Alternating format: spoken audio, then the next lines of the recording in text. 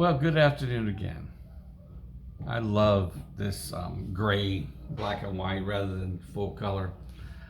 I want to talk again about God's creation.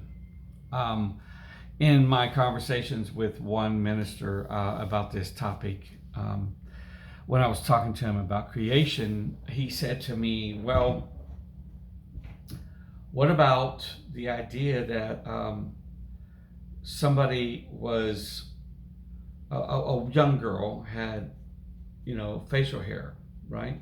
So why is that?" He says, "Did God make a mistake in creation?" And I didn't have the answer because I'm not a doctor and I really didn't know what the answer might be. So I did what I knew to do, start doing some research. And so let's talk about God's creation and the perfect will of God and what actually causes this in a man and a woman. Okay. So now doctors and scientists have put labels and names upon this, and there's a hormone which is called dihydrotestosterone, or DHT, which is a powerful hormone that is derived from testosterone, and it plays a huge role in several bodily functions, especially those tied to male development. Here's what it does. So, just so you know, male and female have this, but I think the female would be about 1/10 of what the male has. Facial and body hair growth. So, this DHT is the key driver, behind the development of thick hair on your face,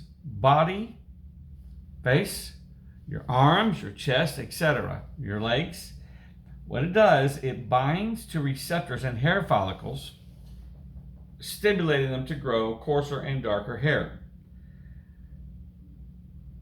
So it also, if you have too much of this, or if you're predisposed, it can shrink hair follicles on your scalp, which leads to thinning and baldness in men, or male pattern baldness, okay, or androgenetic alopecia.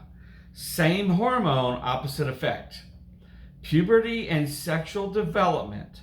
During puberty, DHT, or dihydrotestosterone, helps develop male characteristics. So keep in mind, this is the same hormone that puts beard on your face, develops a deeper voice, increased muscle mass, the growth of prostate and external genitalia. It's basically testosterone's more intense sidekick for these changes. Prostate growth. DHT regulates prostate development and maintenance. However, too much DHT later in life is what causes benign prostatic hyperplasia, or BPH, where the prostate enlarges and causes urinary issues in men. It also causes acne, especially during puberty.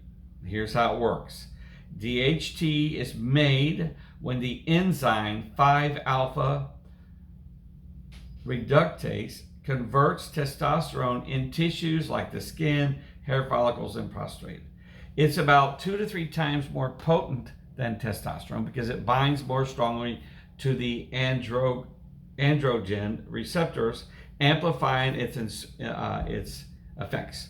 In short, it gives you the rugged beard now. Listen, now this came from the internet. I didn't write this, okay? And masculine traits. So you might say, well, Tommy, you said that women have it. Yeah, they do. Women also have DHT in their bodies, though in a much smaller amount. Okay? And women, it produced primarily in the ovaries, adrenal glands, and other tissues. While testosterone is the precursor, DHT is about 2.5 to 10 times more potent and plays a role in various psychological processes. In women, DHT, listen, contributes to things like hair growth, skin function, but its levels are relatively low, about 1/10 what's found in men. Normal ranges for women are roughly 4-22 ng/dl, depending on age and testing methods. But men can have 30-85 ng/gl. Excess. Now listen, this is very important because this goes to the question of why a young woman, or even someone when they get older, they begin to develop or they begin to grow facial hair. Okay? In women, this leads to conditions called hirsutism, or excessive hair growth, or androgenic, the same thing as with men, hair loss, often linked to, now this is what it links to, hormonal imbalances. So yes, it has a supporting role in women, but it has a starting role in men. This hirsutism, hirsutism, is what causes a beard to grow on women. It's a medical condition, like the flu, cancer, etc. It's really just a hormonal imbalance. So if someone does not have faith and they want to get prayed for and it doesn't go away, because it will go away, there are natural means to treat this, holistic treatments and all kinds of seeds, and there's all kinds of stuff that people can take for this. So what would happen then? This is what happens when women that want to become men, this is what they would take. I'm assuming, I didn't Google that, but more than likely, this is the treatment that they would take to develop facial hair and masculine treatments for their body. And this is why women or men, when they want to become women, they have to cause this to be less in a woman than in a man. So it's just one of these things I wanted to bring up, because the thought that was made to me by a minister of the Church of God was that I was bringing out the point that it's real simple, okay? That God made man. He took the time, as the Bible says, to make man, okay? And so he took the time and the energy from the dust of the ground. It's a miracle, and he did this. Now, these are labels that men had put to it, but this is what God formulated. That, imagine this, that at a certain age, it's amazing how the body knows this. At a certain age, that this hormone begins to be released, which activates what's already there. If it was in women, guess what? Women would have beards. So this is not a situation where the same minister thought that maybe it was something that was brought. He wasn't preaching this, but he made this comment that maybe it was brought on by the fall of Adam and Eve in the garden.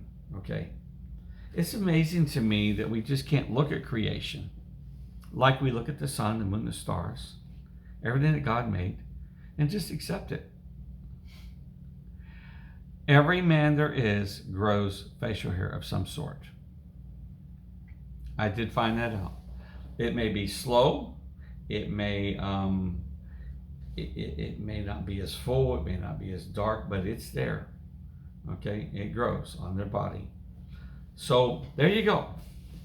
Now you know, as Paul Harvey used to say, the rest of the story. So when someone asks why, now you know why. I mean, it's just real simple. It's nothing complicated to it. They figured this out. This is how they've been able to do what they've been able to do with all of this thing where people aren't satisfied with how God made them. I'm satisfied with how God made me. Yeah, I wish I was taller. Oh boy. Well, I hope that this clears it up for you. Okay? Well, you have a good night.